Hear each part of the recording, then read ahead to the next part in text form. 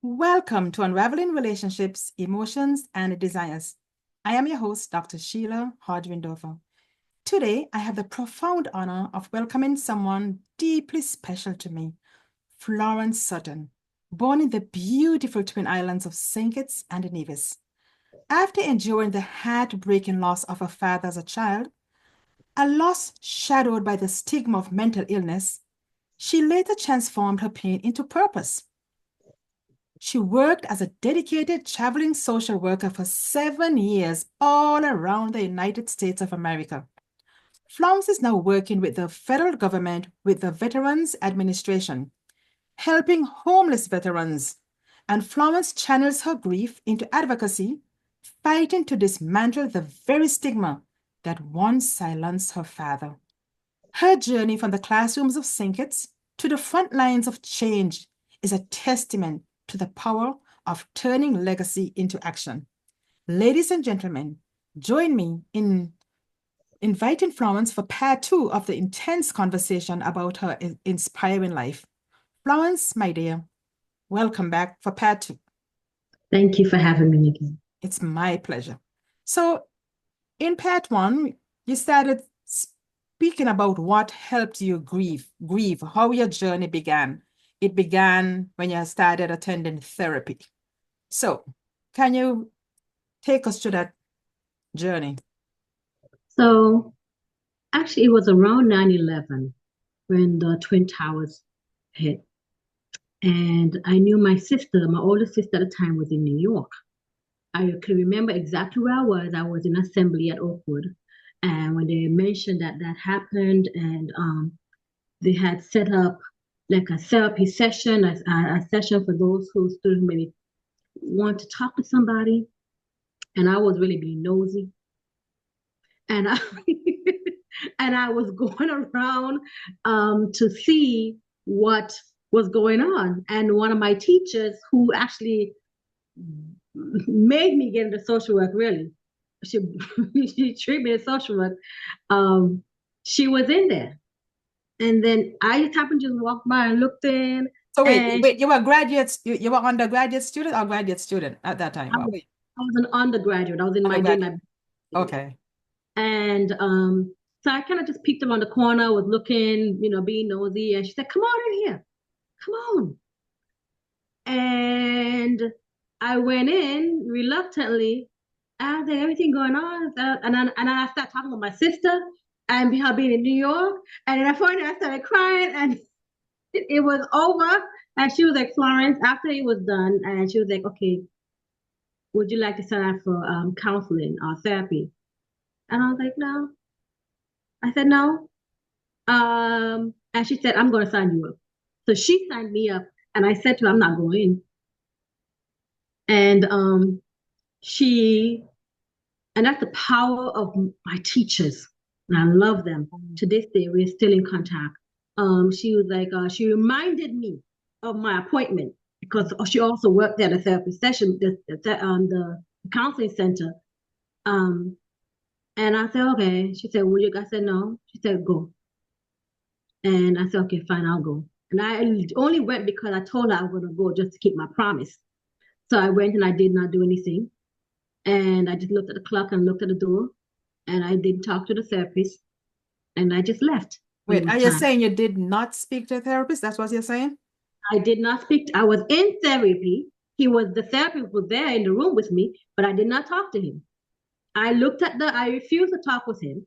I looked at the door, I looked at the clock, looked at the door until my time was over because I knew what time it was. He said, I think it was 45 minutes. And I waited until 45 minutes. I was in there, sitting there for 45 minutes, quiet, until the time, it was time. And he said, "Okay, it's time." I said, "Well, do you want another appointment?" So he booked me for another appointment. And I Wow. only came back. I said, "I'm not coming back." But he booked her appointment anyway. And my teacher, she must have heard it because she came to me and said, "You're going back." And I went back. And I did the same exact thing I did. I went, sat there, looked at the door, looked at the clock, looked at the door, looked at the clock. Never made eye contact with him. And then I left. And then he booked me for another appointment. So you did that 3 times? You went to a therapy appointment, Sat in the office with the therapist, looked at the door, looked at the clock, and said nothing 3 times. Said 3 times. Said nothing, but he kept booking me appointments. And then the last time he said something, and then he asked me how I was doing. I met just a simple question, and I just fell apart. You It were was just ready. like touched the dominoes, and it just fell apart. And I remember I was curled up in a ball in a chair in the fetus position. And I stayed at that in that fetus. But I remember him having a picture on the wall. And it was a picture of the hand, like the hand of Jesus. And he had a baby.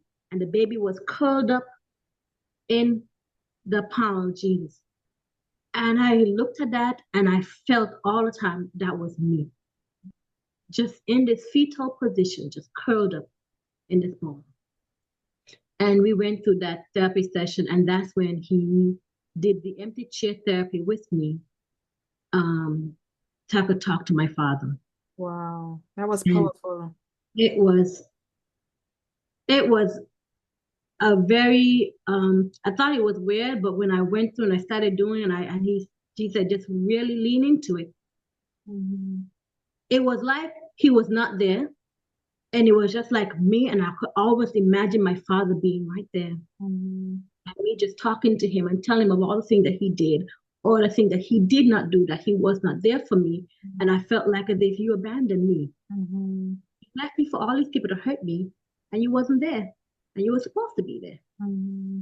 And you affected my relationship with God. And then he would just the therapist would just coach me a little bit through stuff, and he said, "No, forgive me." Oh, and so I was able to forgive my father. Why was it easy for you to forgive him after that moment of processing the pain? Because, and I also saw love, and I also understood that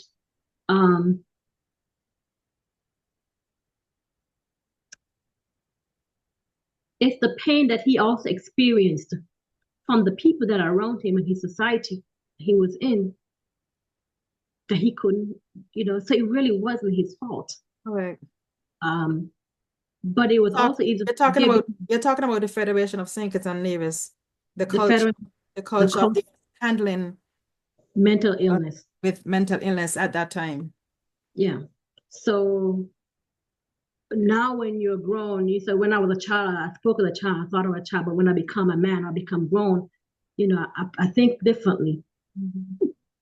I was educated, or I was being educated in what mental illness was, is at the time, or was at the time, and all the different aspects of it. And that is nothing to be ashamed of. All right. And how people, they don't want to be that way. Mm-hmm. But this is what they're struggling with. Mm-hmm. And when people, we have nobody to talk to because of the loneliness, because of the isolation, because of the shame, mm-hmm. that people fall into that. And so I was able to forgive him, also because of my relationship with God. Mm-hmm. And I was able to even then tell him that I love him. That was powerful. Because I couldn't before. Mm-hmm. I couldn't before. I was too ashamed. I was too embarrassed. I was too just,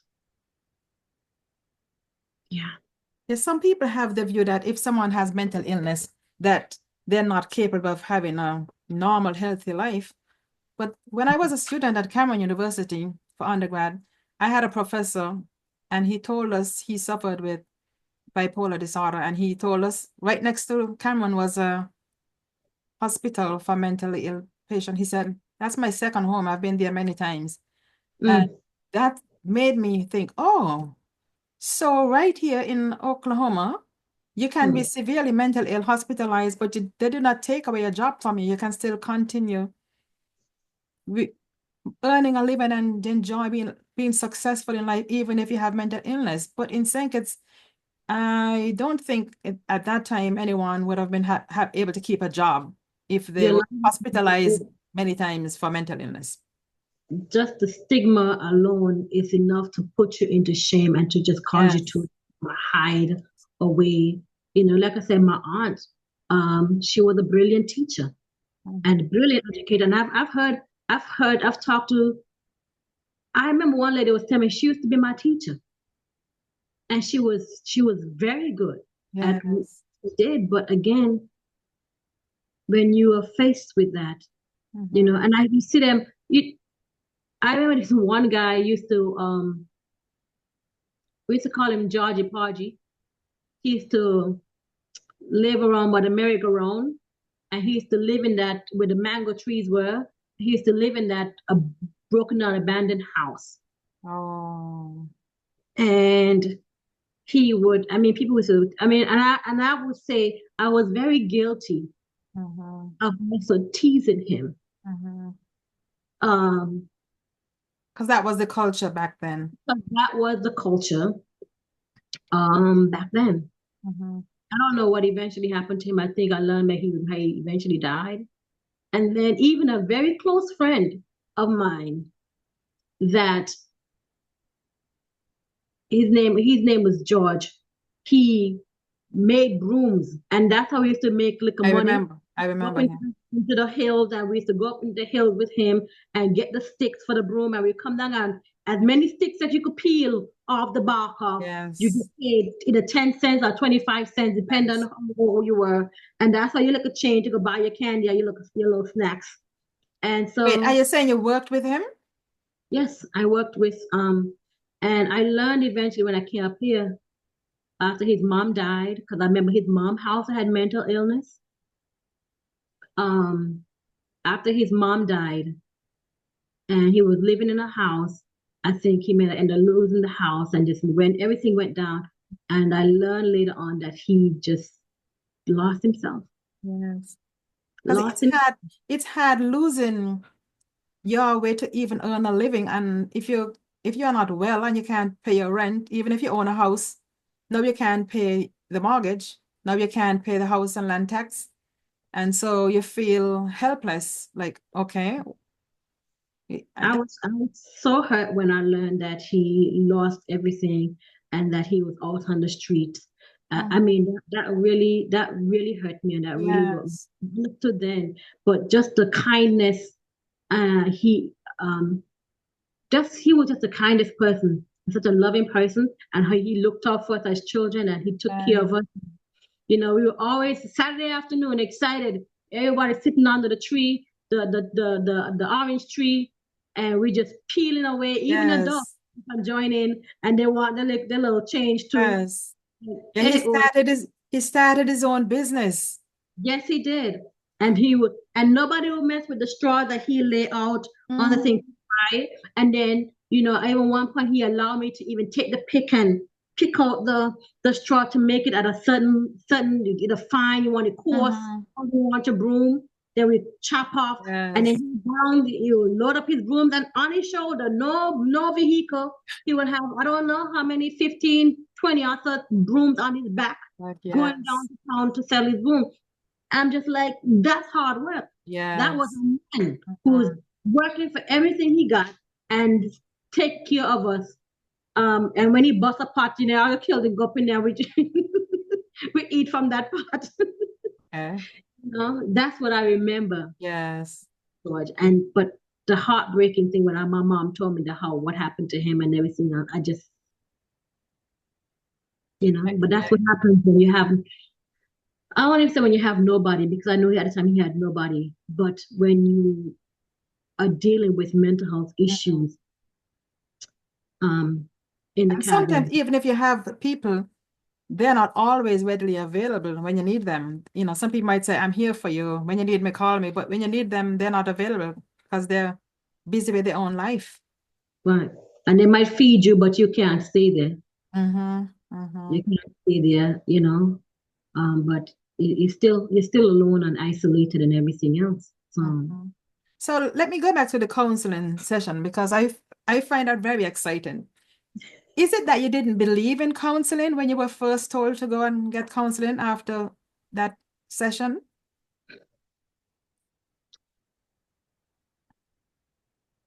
Maybe because I didn't know what to expect. Okay, okay. And also to counseling kind of make you feel like there's something wrong with you. Yes. It was Yes. crazy. Yes. And I don't know where I got that idea from, but I just felt that way. Like something is wrong with you, so you got to go get counseling because something is wrong with you. Mhm. And I'm like, nothing is wrong with me. You know, I just, my sister, I learned that my sister was all right. And I was just being nosy. I said, I was just being nosy. I was just, but no, but one of the things that I value about my school is that before you get to your core, because you have your freshman and your sophomore year. And it's in your sophomore year, at the end of your sophomore year, just about before you hit your core class, before you become a junior, Mhm. that you have to they make you write a bibliography Oh. about your life from as early on as you can remember. And I was warned by an upperclassman, do not put anything in there that you don't want him to know. And all of the professors, you one at a time. They have it, and you go into the. I remember when I went into the room before the other came out crying, snotting it up, everything. I mean, they shred you. They go through your biography and they rip it apart because they're trying to know you and trying to see what are your triggers. Mhm. What are the So you can work on your triggers that you because need you to have to be able heal? to, yes, you have to be able to work on your triggers before you can help other people. Because we are talking about transfer the counter transference and everything in therapy with somebody, and you're traumatized by their stuff, and then you transfer your it's no good. And I know that there were some students who they flat out told them you cannot become a social worker, and they denied them going on to the next step of becoming a junior because you need to deal with your stuff. Yes. One girl, a matter of fact, eventually became kind of even suicidal Mhm. in our dorm. And which that was the end of it. But I went into my session with them, and I mean, I came on scale. I mean, I answered the questions and everything else, but I I really appreciated that time, because I don't know if any other school that would even do that, because there's so many social workers who are working in this field that are struggling with mental health issues, Mhm. Mhm. and they're not being treated. And then sometimes they have the shame too. The shame. So because of that, they have shame, afraid to go and get help to admit that they're struggling. Right. So, but I just did not know what to expect. And I think it was my teacher, Miss Kesslin Braid at the time. She kind of sat me down. She told me, she talked to me about it. And said, it's not that something is wrong. It's just that you need help processing. Mhm. And I remember going through that process when I started really opening up to him. And I remember going back to my the chair of our department, Dr. Dr. Edith Frazier. Love her to pieces as well. And I said to her, I feel like it's not helping. I feel like I'm being hurt more than it's helping me. And then she broke it down for me in two ways. She said, therapy, I said, just imagine that you have a closet, and everything you just throw in the closet, you throw in the closet, and the closet becomes so full. And here is it, you're leaning up against the door to keep that closet door closed because everything is just starting to flow out of it because it's too packed. Mhm. And it's like you now have lost control of the closet. She said, what therapy does, and what counseling does, is allow you to open up the closet and allow everything to come out. And then you are then able to then go back and neatly pack things in there. Throw what you need to throw, but pack everything in there neatly. So Mhm. now you are in control. You now have the power to open that door, the closet door, and to go in and to take out whatever you want to deal with without it pouring out on you You are now in control of it. And I said, okay, makes sense. And then the other thing that she shared with me was, it's like when you get a cut on your hand, or you have a cut, and before the healing process starts to fester and pus, and it looks ugly and nasty and everything else. She said, but that's a part of the healing process. It doesn't look good, does it? I said, That's no, right. it looks worse. And she said, then it started to get scabby and everything else. And then it started to itch. And she said, that all that is a part of the healing process. And she said, sometimes in therapy, it will look bad. It will look really horrible before it starts to get better. All right. And said, but then when it scab, the other scab come over, and then it had a yellow, that pinkish look. She said, but it doesn't hurt no more, right? You may have a scar sometimes, but it doesn't hurt. Pain is not there, it's just a reminder. She said, that is all that therapy does. But you have to sometimes hurt. It will hurt before you start to feel better. And when I understood that, it made it a lot better for me and a lot more enjoyable for me to go to counseling, because I did not like it. I felt like every time I left there, I was crying. And I felt like it opened up a whole kind of worm for me. And it's just like, now I got to deal with this. And I'm like, I don't want to deal with this.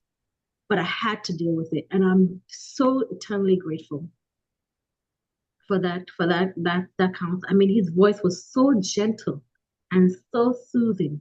Never raised his voice at all.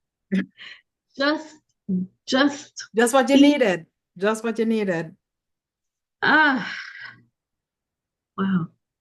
Okay, so he helped you give yourself permission to grieve. Yes. And to process the pain. So let's talk now a little bit about grief, as both from your personal experience and from your professional experience. Okay, so we're gonna mingle them together now. As you know, the 5 stages of grief: denial, anger, bargaining, depression, acceptance, they are widely referenced. Do you find this model helpful, or do you think it is oversimplified? It oversimplifies this grieving process. I think although there are stages of grief, and I was actually in my supervision class, from going to supervision for my LCW, and we were in a group session and we were talking about grief. Congratulations. And one of the supervisors was, stated, she met the person who actually wrote it, and the person was furious because the stages that are there, we try to say we go to this and we go to that and we go to this and we go to that, but it doesn't work like that. Sometimes people stay so angry for a long time, and then they're going to blaming others and blaming everything else before they even start to but they don't even realize that that's grief, that they're grieving. All right. Yeah. I think people oftentimes experience all the different stages of grief and not realize what is happening. And so maybe I would say sometimes a little bit oversimplified. I agree with that. I definitely agree with that.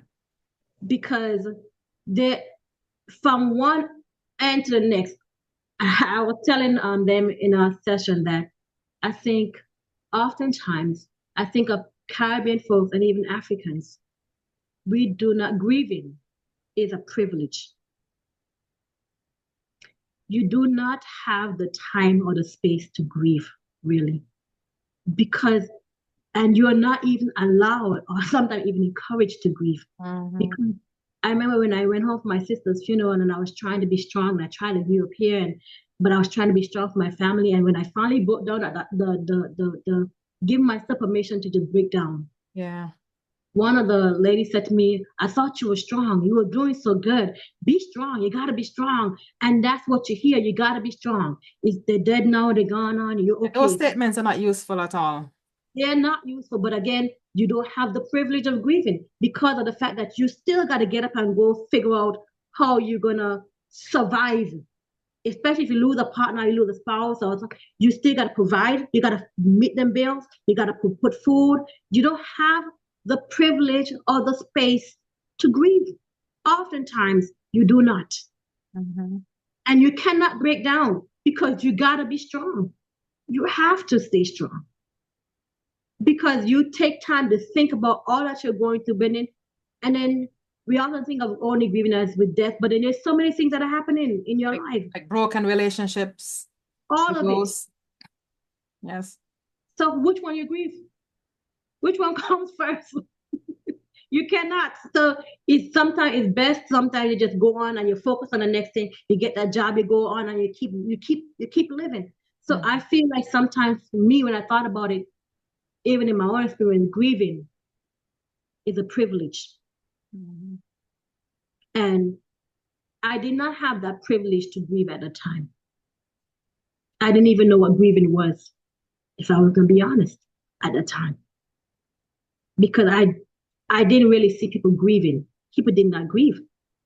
You just go on. Move on. They die, you move on. Move on, yes. Yeah. You know, to the next stage. So you don't have, I think about those who are in war-torn countries. They don't have the privilege to grieve. Because every time you look up, somebody else is dying. They've lost everything already. You're making a big point.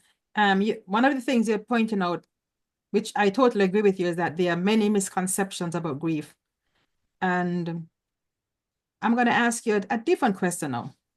For someone going through grief right now, what are some healthy ways to cope? I would encourage that person to, if they do not have,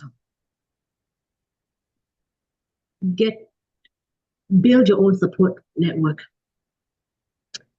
If you have a church family, and not everybody in the church you can really talk to, but there's one person that you know, they always say hello to you and always check in on you. That's that person.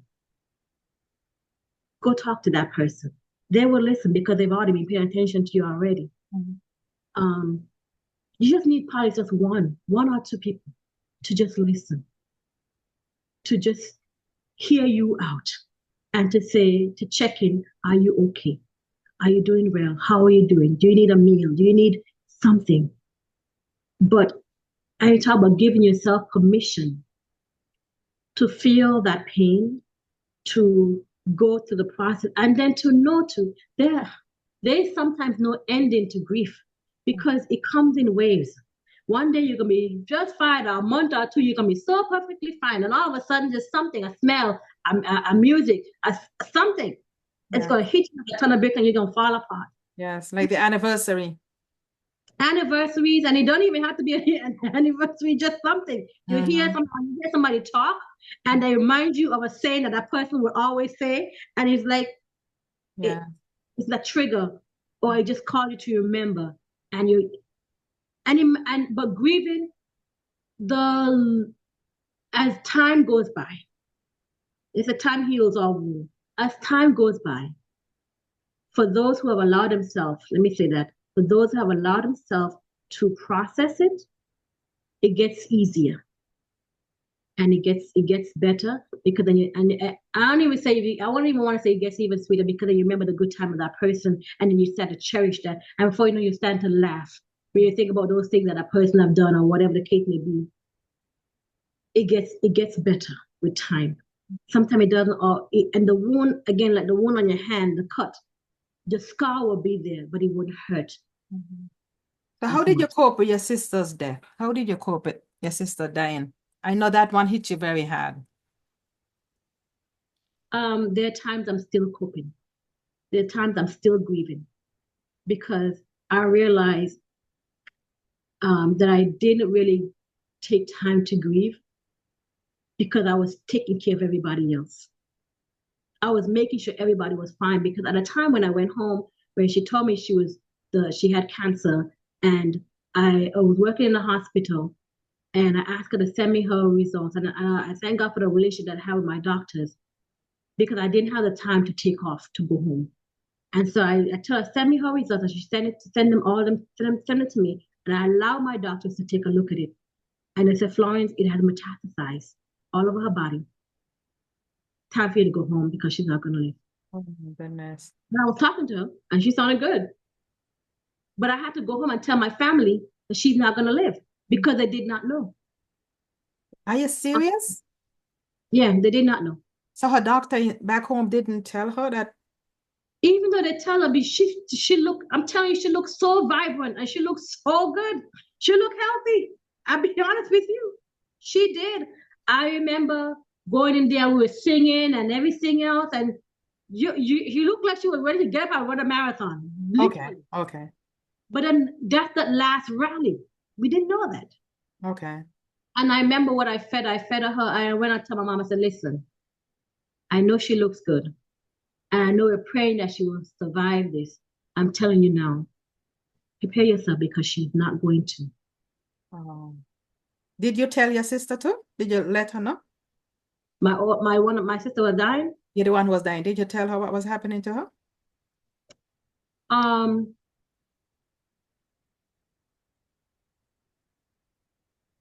I think I eventually did. But I think she already knew, but I still, you know, she always said, I'm gonna get out of here. I'm gonna beat this. I'm gonna get out of here. And I told her, I said, sis, unfortunately, this thing has metastasized in your body, and it's going all over your body. I don't know if they're ever coming back from this one. Okay. So we had to start focusing on the next step, next stage, which is You have to accept the fact that. accepting it and also just making yourself right with God. And just say it that way. How did you cope and how did you prepare and cope during that process journey, knowing that there's gonna be an ending coming up soon? It was hard because I wasn't expecting it. And for my sister to be 32 years old, she's young, Mm-hmm. very young. And I couldn't possibly. I think I tried to cry and everything else before I went home to try and get a little bit of it out of me because I knew when I went home, because it's almost like me working in the hospital at the time, I was looked upon as if I was a doctor. So anytime somebody was ill or something was going on, they would call me and ask me what's going on with them. So Even though you're just a social worker. I was a social worker, but I was still a doctor to them because I'm in the hospital. And I knew a lot of things at the time. And I had doctors around me. So I would say, I'll pull a doctor and ask a doctor, and they will tell me what's going on. I say, okay, try this, do this. And then I also love herbs and natural medicine. As I've learned some of those ways to heal as well. But having to tell my family, and then I remember when I fed her last meal, which was lentil soup. I went out and was talking to the nurse, and the nurse asked me, did she eat everything? I said, yeah, she ate everything and she was good. And then she said to me, it's time. I said, what do you mean it's time? She said, call the family now, tell them to get up here. It's time. And I did not The nurse understand. said those words to you. The nurse said those words to me. She said, it's time. And I kid you not, it was maybe a few hours after she started bringing back up everything I fed her. And then I realized, yeah. So I called everybody. I said, come on up here. It's time. But I remember some of her, even after I fed her, some of her church sisters came in and they were praying and she was singing and she was, yay. And she was, she was so energetic. And I was like, they were preaching down the place and everything else. And they said, you're going to beat this. And I'm just thinking in my heart was sinking because I'm like, she's not. You're very realistic. Yeah. I'm like, she's not. She's not going to live through this. It's gone too far. I actually eventually had to ask them to leave because I needed quiet. I needed quiet for her. Mm-hmm. And when the family started coming in, so they could talk with her. And the one thing I did not really care for, it was almost like a spectacle. Everybody started gathering on the outside of the door and was watching her go through that process of dying. And unlike here in the United States, where they give you morphine to help with your pain, she got nothing. Oh, that is so sad. Absolutely nothing. So you And stood there and watched your sister suffer as she I died. watched go through the entire process of death, crying and screaming for the doctors to give her more oxygen, tell them she can't breathe. And she stopped calling them and she started crying, Mommy, help me. And mom couldn't do nothing. And then she started crying, Jesus. Yeah. I want to believe my sister at the time even had a stroke because I could see her mouth kind of droop. I watched death creep upon her from her feet where she, at one point she was thrashing and then how she stopped moving her feet. But she was moving her arm and other part of her body. And her feet were cold. I said, okay. And I know it was only her right side because her left side I think was paralyzed because of the stroke or the pain and everything that she was in. And I remember going outside and begging and pleading the nurse, asking for some kind of pill, something. The nurse told me, if we give it to her, she will die faster. I said, that's the whole point. She said she would die faster. And then I said, please. She said, we'll talk to the doctor. And I went back because my sister was in so much agony. And she said to me, it's expired. The pills are expired, so you can't give it to her. And at that point, I don't even care if it's expired. Give it. Something to ease the trauma she was experiencing. It's Let her die in dignity. and it wasn't. And then the one other thing that made it a little bit worse for me and really hard for me, and I didn't have the time to even tell. Her sergeant came in, and my sister was in the military, and she's a military woman, and he said he did his salute and everything, and he said to her, "Fight, don't let go, fight." Why did he tell her that? Because she fought death the whole way. And I wanted to beg him. And matter of fact, I did beg. I said, please go back in there and tell her at ease. Release her and tell her at ease so she could rest easy. And he was afraid. And he didn't want to go back in there because he was to overcome as well. So you wanted her to give herself permission to accept her I wanted to go back in there and tell her to soldier. Yes. At ease. Yes. Be at peace with what's. But this time I'm telling you, at ease, because I felt that she would listen to him. Because he gave her a command to fight, and she was fighting. And I knew it, I saw it. The only thing that gave my sister relief was when I started to sing to her. And she would lean on me. And I think at one point in time, she told me, sing, sis. So is that one of the ways you cope with challenges, by singing? Singing is one of the ways that when I'm going through a lot of difficult times or I feel a little lost or whatever, I would sing or listen to music, but I would sing. But I know that was one of the ways my sister found relief. As well as your dad. Your dad used music. He music, but I didn't have that opportunity for him. I didn't have the opportunity. But you were able to sing for your sister during her last hour. Sister, as she went through, and I just remember something that they did was so inhumane. I didn't know why they did it, but they came in and they pinched and twisted her nipples to see if she was in pain. I remember it was early in the morning as she went through it, and she had stopped, and she had the oxygen mask on her face, and I was like, enough is enough, and I removed it from her face, and I just watched tears just roll on her eyes. It's almost like to say thank you, and she was gone.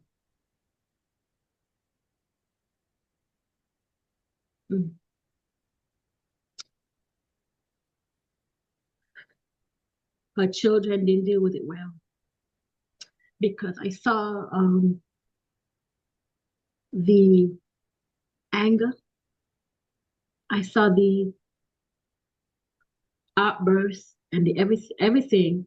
And I couldn't really get angry too much because I knew they were grieving and they didn't understand what that is. And I couldn't really explain it to them either. Um, because it's almost like they're too young to understand what I was all about. But I knew that at a time they were grieving, and I even still say to this day, some of them they're still grieving, but I don't think they know that they're grieving or what some of the things that they're experiencing is a form of grief and a part of grief, especially when you did not have time to properly grieve. Mm-hmm. And yeah, it was very very. I think that was when I think about death and dying, and I'm like, after the time I ask God, why you allowed me to see that process? Because I literally watch her go through every aspect of her body, just shutting down and just stop working at every part of it, just slowly creeped upon her. That sounds very traumatic to deal with. And, but I'm also sometimes thankful that I saw that process Why? because at any stage somebody's grieving, I could understand. Mm-hmm. And I could tell them, I say, I understand. And it's not like I say, I understand because I'm just telling you I understand, not just to be sympathetic, but I could be empathetic because I could walk in that shoe with you. Yes. I could walk through that journey of death with you because I've walked through it. Mm-hmm. And I would cry with you through it because I'm still crying and grieving over mine. But Yes. I'm helping you to grieve because there are times when there's sometimes in counseling and therapy that you got to teach people how to cry over Yes. the Because they have to out, give themselves permission. Sometimes they have to give themselves permission. and they don't know how to. I remember working with this one young lady, and she would come, and I just know she was having so much, but she would not cry. It was just so much on her, and it was anger. And I found myself crying. And then that's when she started crying. I Wow. never toilet paper in front of her. I just allowed her to cry. People, my co-ops came by and she was snotting it up, and I said, leave her alone. Let her snot it up. It's not bothering me. I want her to snot it up Mm-hmm. and to and when she was done, it was like she was relieved. I Mm-hmm. said that. Okay, I have a And question. I, I am, I mean, this is, I could actually just sit back and let you talk because your story is so interesting and deep and makes so much sense, so much meaning behind it. And I have a million questions, and I'm sure I'm not even going to get to half of them. But what you've shared so far is so important. For someone going through grief right now, what are some healthy ways to cope? And are there any coping mechanism that actually make things harder in the long run? I'm going to start with the last question. What makes it harder is denying yourself the ability to grieve. Yeah. Um,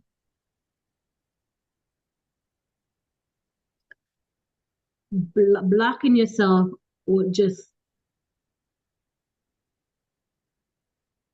denial of your grief. Mhm. When you're in denial of your grief, it makes it harder. It does. Um, and when you have nobody else to grieve with you, it also makes it harder. Mhm. And when you do not have anyone to grieve with you, if you have faith, and I don't know, everybody have different levels of faith and different beliefs. It doesn't really matter for me what you believe in. Deal with the higher power that you believe in, because that higher power will help you get through that grief. Surround yourself with people. Find a group. There are groups everywhere. There that grieving for different things. With your mother, lost a child, whatever it is, there are grief groups that are around. Find you a support network. There are there are prayer lines You're calling, these churches, they have these different prayer lines. Just call into, they don't know who you are. Mhm. They do not know who you are, nor do they care who you are. But they will pray. And that is your opportunity to call some random person and just talk it out. And at least, that person on the other end will pray for you. It doesn't, and you do not have to tell who you are. You can stay as anonymous. Thanks for sharing that one. Because many people would not know about those free online numbers you can call. When supporting a grieving loved one, what are the best ways to show up for them? And what should people avoid saying or doing? Avoid saying, get over it. I Or know. you um or avoid saying you're still grieving over that. Time for you to move on. Um, if you don't really understand, don't say it because that person might challenge that. Mhm. That's going to bring her anger. But sometimes when you have nothing else to say, just sitting there with that person in silence is all, really all they need. Mhm. Just sit in silence with that person, in solidarity with that person. Make a meal. Sit there, eat a meal with them, even if it's in silence. They appreciate that meal. That's And true. they appreciate your presence. All right. I like how you add the silence because some people feel like they need to be talking all the time, and there's No, nothing more annoying than you're trying to relax your brain and someone keep reminding you of what you're trying to not focus on, right. bringing You up don't the have, and a yes. lot of people are not comfortable with silence. And if you're not one that's comfortable with silence, that's not good for you. Then make a meal and just leave it and go. Mhm. But the meal itself would be it's helpful enough because sometimes when you're grieving, you're not thinking about eating. And our bodies are so fearfully and wonderfully made that sometimes our bodies shut down. And I learned that when I was at the hospital. Doctor shared with me, sometimes our body, our system shuts down and we're in pain or we're grieving because sometimes we try to eat, you could aspirate Mhm. or vomit on your own self and internally, and you could you could die. Mhm. So our bodies are so fearfully made that our bodies sometimes shut down, giving us time to process our grief. Yeah. Mhm. Mhm. But then when you have a support network or someone who say, okay, eat. I don't care if it's a mouthful. I don't care if it's one spoonful because you need some strength. Yes, some nutrients to give you strength. Yes, yes. Give it, I mean, if you have to cry so much, making sure that you have ample liquid, water, something to replenish. Um, and crying is healthy Mhm. because when you don't cry, you keep all those poisons and toxins in your body, but crying helps to release You said those yes. toxins and poisons. Men cry. Mhm. Please cry. Okay, so listen to this one now. Some people have this false belief that grieving is linear, and you already said earlier on that it's not. But sometimes it becomes very overwhelming and complicated. I know for me, when my sister passed away, that had a significant negative impact on me, and it took me years to even be able to talk about her. Years I didn't even look at her picture because Mm, I couldn't handle it. How can mm. someone recognize when their grief has become complicated and might need professional support? When you are isolating yourself, even when you have people who love you and you're surrounded by people, when you're isolated yourself, you're not calling anybody, you're not talking to anybody. Mhm. That's a sign, a major sign. When you just cannot seem even to deal with process it, you can't even let go of anything. You are stuck. When you wake up and you go to sleep and you're constantly crying, you need help. Mhm. When you're not eating, when you have stopped all the activities that you would normally enjoy doing. Is there like a time frame for that, or would you say the first week of you losing that person is normal for those feelings and behaviors, but after a certain period, is there like a certain period when you should say, okay, I it's would time to... say yes, yes, absolutely. This normal. When you first, it's normal to not to want to eat. It's normal to all those processes is normal. But when it's been prolonged, and I don't even say there's a time, but you know, we always know when we have prolonged or when we're stuck. And if you don't know, I would say if it's gone on maybe say 2 or 3 months, 3 or so months or longer, 6 months or longer, you need some help. If you cannot even, after 3 months or even a month on, you cannot even talk about that person or the grief, then you need help. You need help because then you're getting ready to go into danger zone when you cannot even talk about. And yes, there are times when we just cannot even talk about because it's sometimes so much. But after a month, you cannot even still recall the happy time or this time or that time of that person. You are in danger. You need help. You know, it When wasn't until I started graduate school. Sorry, go ahead. when you cannot even get out of your bed and you have kids or you know you cannot even go to work, which is and your time for grieving from your work is over, and you still cannot go back. You need help. You have not showered for weeks on. You need help. Yeah. That's the basic there. When you stop showering Yeah, and that's can't, extreme. Yeah, that's extreme. That's extreme. you definitely need. Yeah, what I was going to say that it wasn't until after I attended graduate school and I took a class that helped me learn to deal with and understand grief, that I was only after that class I was able to even speak about my sister's death. Because before that, I would not even look at her picture because I couldn't handle the thought of the Right. fact that I lost my sister at such a young age. She was such a young age and died. But so you're right. Learning more about grief is important. So this question is about culture now. So you grew up in the Caribbean, but you moved relocated to America as a teenager. Culture plays a huge role in how we grieve. How have you seen cultural differences shape grief, comparing the Caribbean culture to the American culture, and how should counselors approach grief in diverse communities? It's like I said earlier, um, grieving sometimes is a privilege. And I found it to be like that in the Caribbean. But coming here to America, I feel like you're encouraged to grieve. Um, you get time off from work to grieve. You and then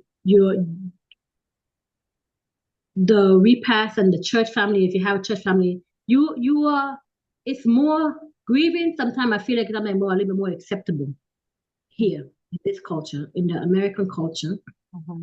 And again, it depends on where you are, some regions and different things like that. Because in my group that were uh, supervision group, I was listening and I was listening about one woman was talking about how she's Scandinavian, and then they grieve differently.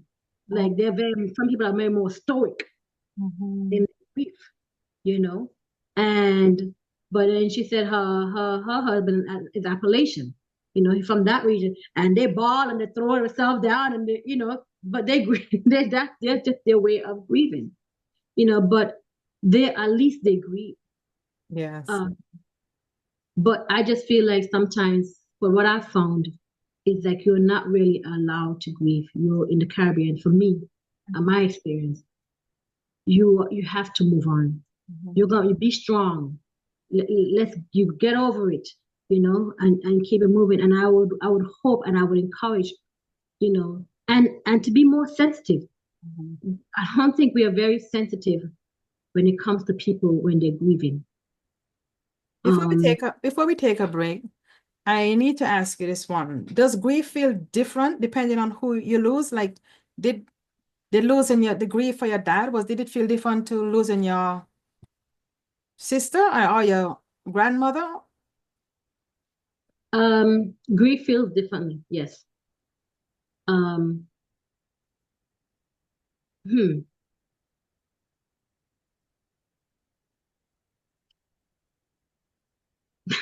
Now I'm thinking about that question because I never thought about that question before. Between my sister and my dad, I think my dad was more prolonged, and I didn't grieve. When I think about him now, and I'm allowing myself to grieve, I don't know if it's that much different. But I guess I know my sister more, and that was that was a shock and a surprise for me. I think also too in the manner in which that person passed, it affects your level of grief. Mm-hmm. So if somebody died traumatically, whether from a gunshot or an accident, and it was unexpected or just died, no, medical issue, but they didn't even know. Or a mother died, a child died in childbirth. Your grief is different than for somebody who has been sick for years, who's older. Yes, you'll miss a person and everything else, but you see their suffering, and so it's almost like you are relieved. And people oftentimes talk about that sometimes when you are relieved when somebody dies, because especially when you're a caregiver, you're relieved because now you have your life back, and you're relieved because that person is no longer suffering and in pain anymore. So yes, Well, there's different I would say like part of you is relief, and then the parts other part of you is still in pain, still.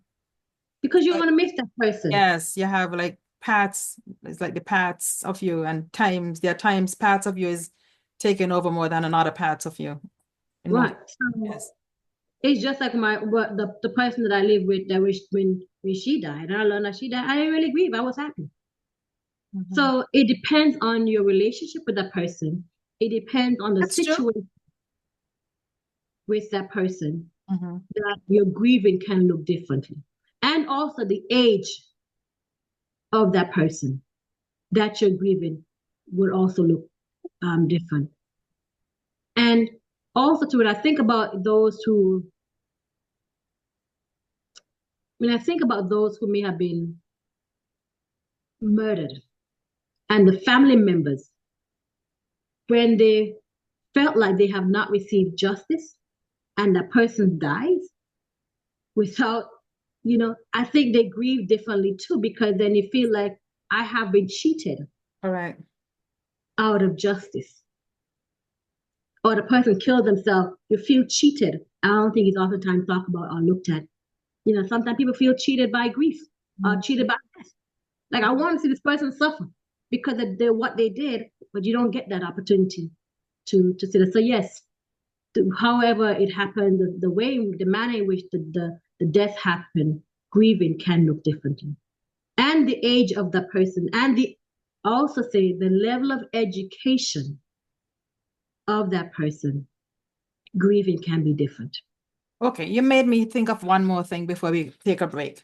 Grief changes over time. What does Yeah. healing look like when there's no clear closure? Like you mentioned, like if someone was murdered, you made me think of that question now. So what does healing look like when there's no clear closure? I don't know if there's really healing sometimes Mhm. when there's no closure, no real closure. And I would say that unless you are a person of faith, then you may be able to receive that healing. Mhm. Because I would say my faith is what has kept me um, from going down that path. And unless you go to therapy, because I would say I did not receive closure from my dad until I went to therapy. And the empty chair session was my part of my closure. Now, that's a privilege I've experienced. But for somebody who not experienced that, don't have that, their healing process is very prolonged. Then they become sick because they have not experienced that healing process. So, Okay, sorry to cut you off, but we have to take a break right now. Join me again next time on this channel for the continuation of this inspiring conversation with Florence Sutton, 3 will continue in a moment. But log on to www.unravelred.com to join the conversation.